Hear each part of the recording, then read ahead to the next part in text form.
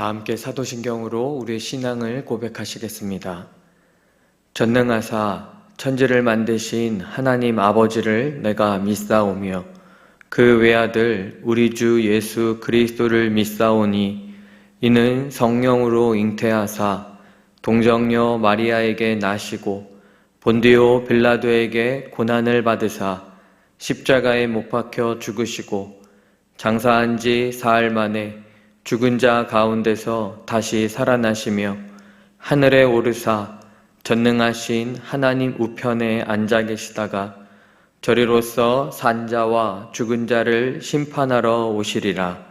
성령을 믿사오며 거룩한 공예와 성도가 서로 교통하는 것과 죄를 사하여 주시는 것과 몸이 다시 사는 것과 영원히 사는 것을 믿사옵나이다.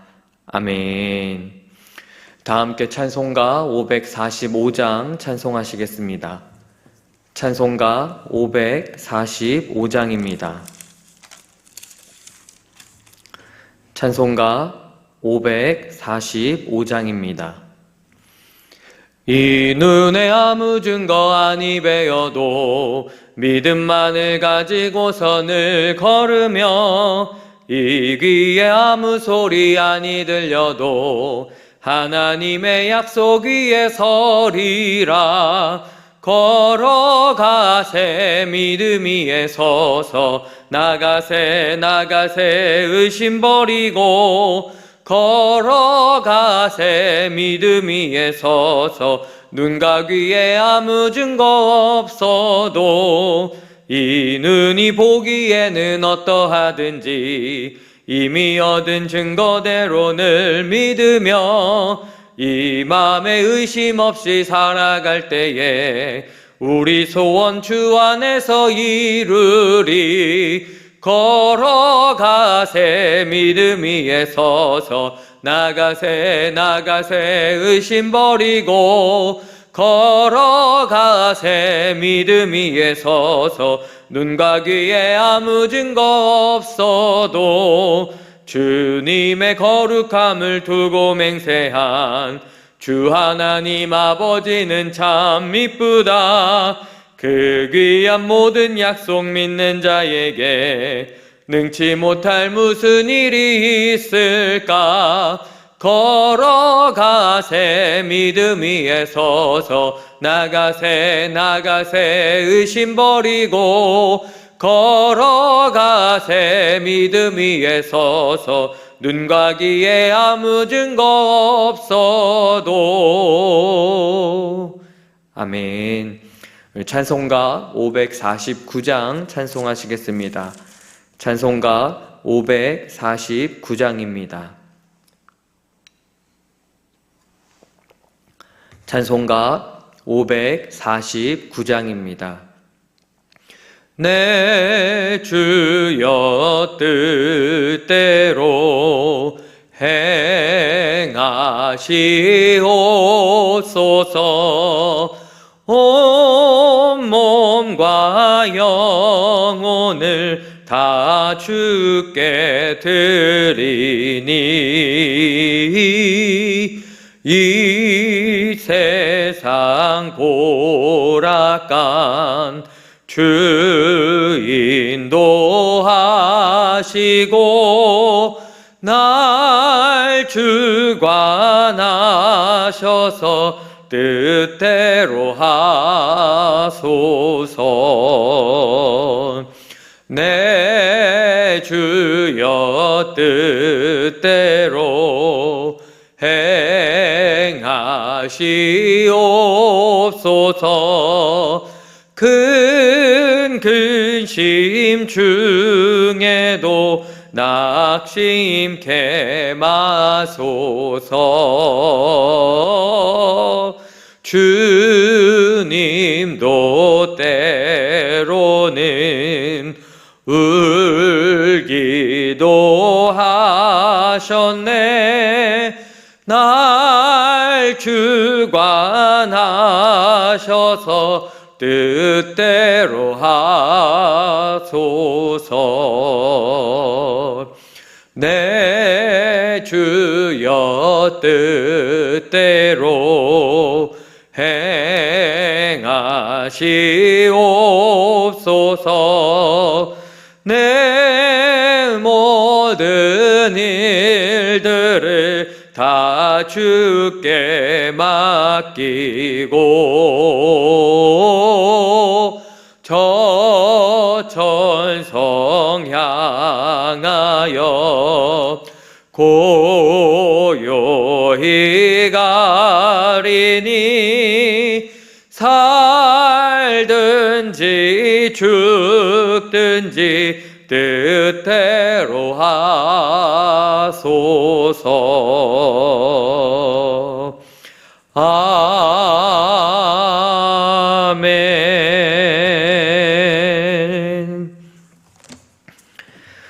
오늘 우리에게 주시는 하나님의 말씀은 고린도전서 9장 16절부터 19절까지의 말씀입니다. 고린도전서 9장 16절부터 19절까지의 말씀은 제가 가지고 있는 성경으로 신약 273쪽에 있습니다. 고린도전서 9장 16절부터 19절까지의 말씀 우리가 한 목소리로 함께 읽겠습니다. 내가 복음을 전할지라도 자랑할 것이 없음은 내가 부득불 할 일임이니라. 만일 복음을 전하지 아니하면 내게 화가 있을 것이로다. 내가 내 자의로 이것을 행하면 상을 얻으려니와 내가 자의로 아니한다 할지라도 나는 사명을 받았노라. 그런즉 내 상이 무엇이냐? 내가 복음을 전할 때에 값없이 전하고 복음으로 말미암아 내게 있는 권리를 다 쓰지 아니하는 이것이로다. 내가 모든 사람에게서 자유로우나 스스로 모든 사람에게 종이 된 것은 더 많은 사람을 얻고자 함이라. 아멘. 2월의 첫 번째 주간을 살아갑니다. 날마다 하루하루 하나님께서 주시는 은혜와 평강이 모든 성도들의 삶 가운데 충만하시기를 주님의 이름으로 축원합니다. 오늘 주님은 나의 최고봉 함께 나눌 주제는 강권하시는 하나님 부르심입니다. 강권하시는 부르심. 바울에게 있어 복음을 전하는 것은 늘 삶의 가장 우선순위였습니다. 이를 오늘 본문에서 만일 내가 복음을 전하지 아니하면 내게 화가 있을 것이로다 라고 말할 정도였습니다. 복음을 전하는 증인으로서의 사명이 우리 성도의 본질이라고 말하는 것입니다.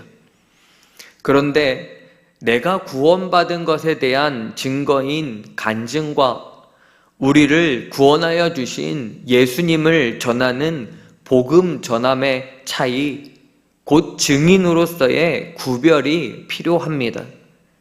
아주 미묘한 차이처럼 보이지만 이는 자원하는 부르심과 강권하는 부르심의 차이라고 말할 수 있습니다. 나를 구원하시는 부르심에 여러분 누가 부담을 갖겠습니까? 하지만 누군가에게 이 복음을 전하는 것은 부담스러운 쉽지 않은 일일 것입니다. 이를 묵상집에서 챔버스는 이렇게 말합니다. 이 세상에서 구원을 받는 것보다 더 쉬운 일은 없습니다.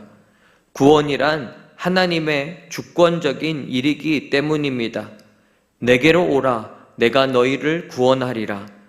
주님은 구원의 조건으로 어떤 제자 훈련을 내걸지 않으셨습니다.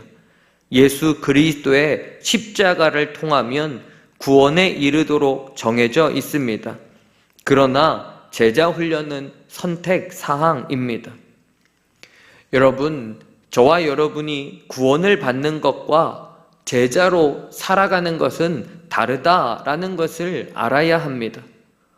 구원은 받았지만 제자의 길로 나아가지 못하는 이유는 하나님의 부르심에 귀를 막고 있기 때문입니다. 그러면 부르심의 귀를 막고 있는 이유는 무엇일까요?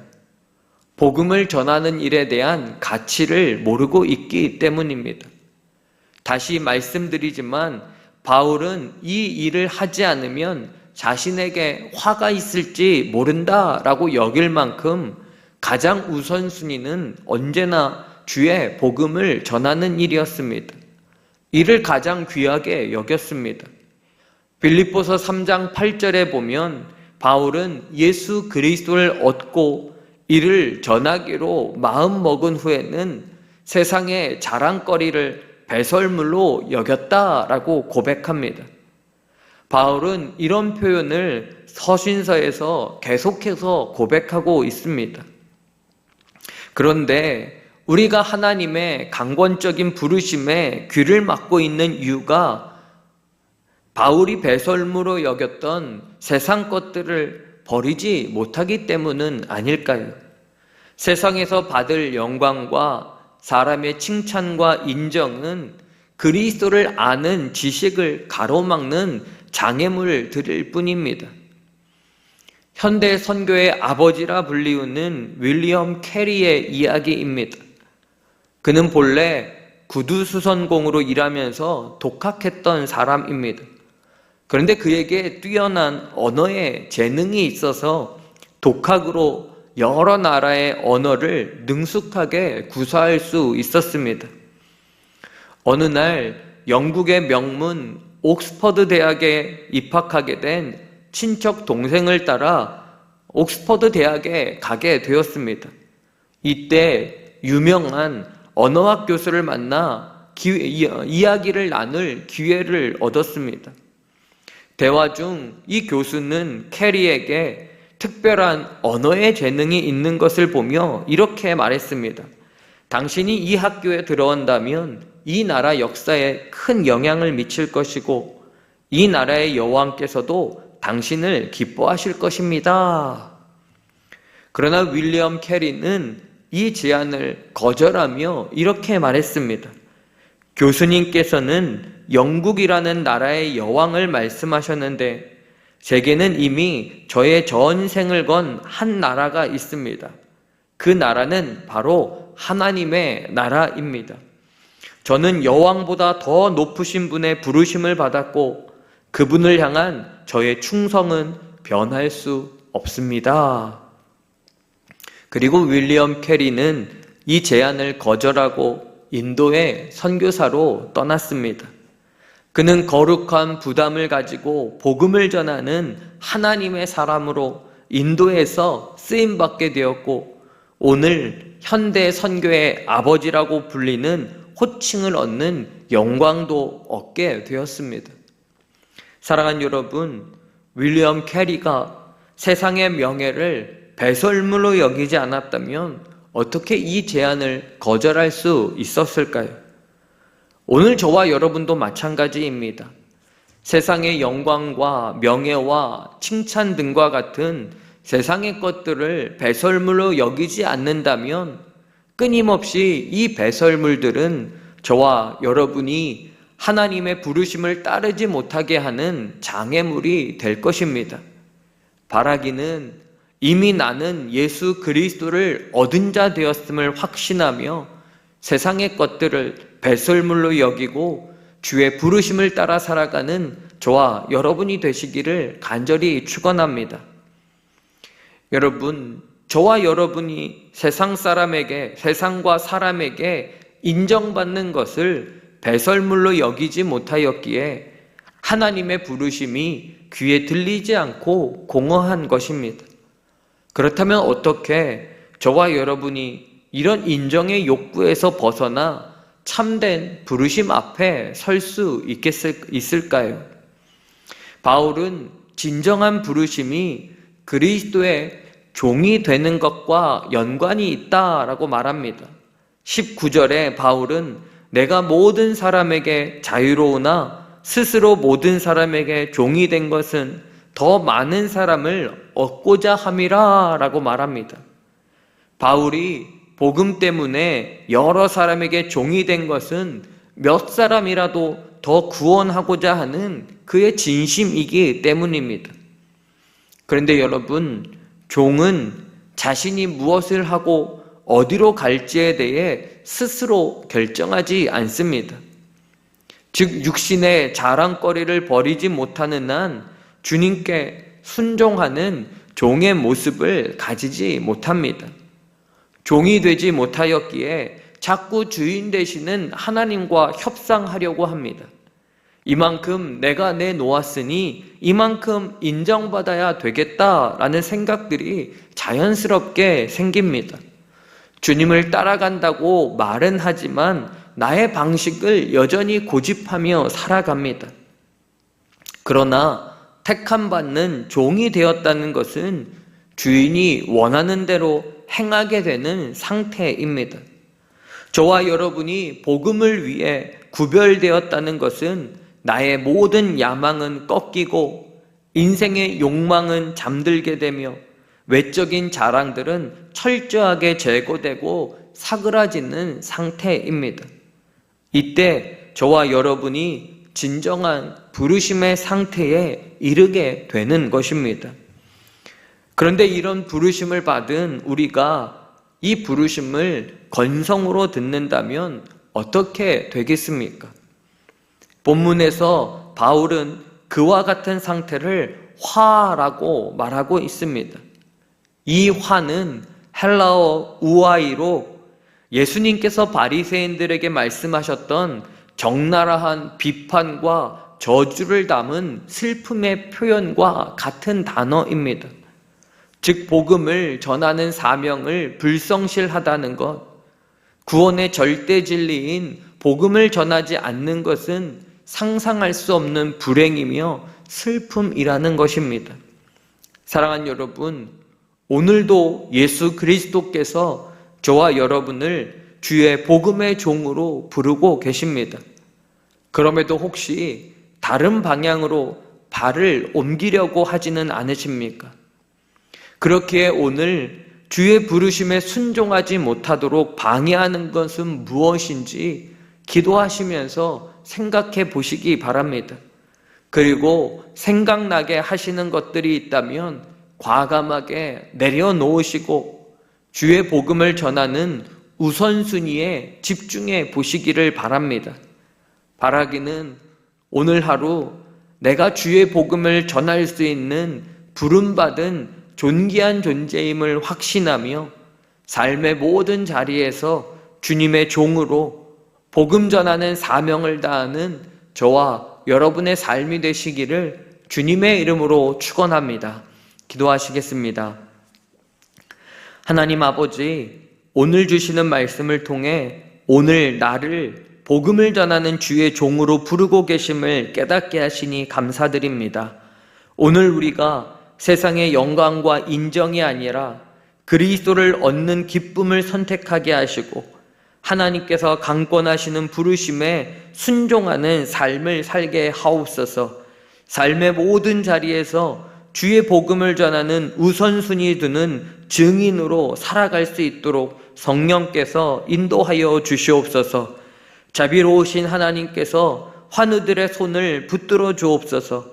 육신의 고통 속에서도 복음의 소망 놓치지 않게 하시고 주님의 부르심 안에서 참된 위로와 새 힘을 얻게 하여 주옵소서. 홍남 엎드림 리모델링 공사의 3주차 과정이 시작됩니다.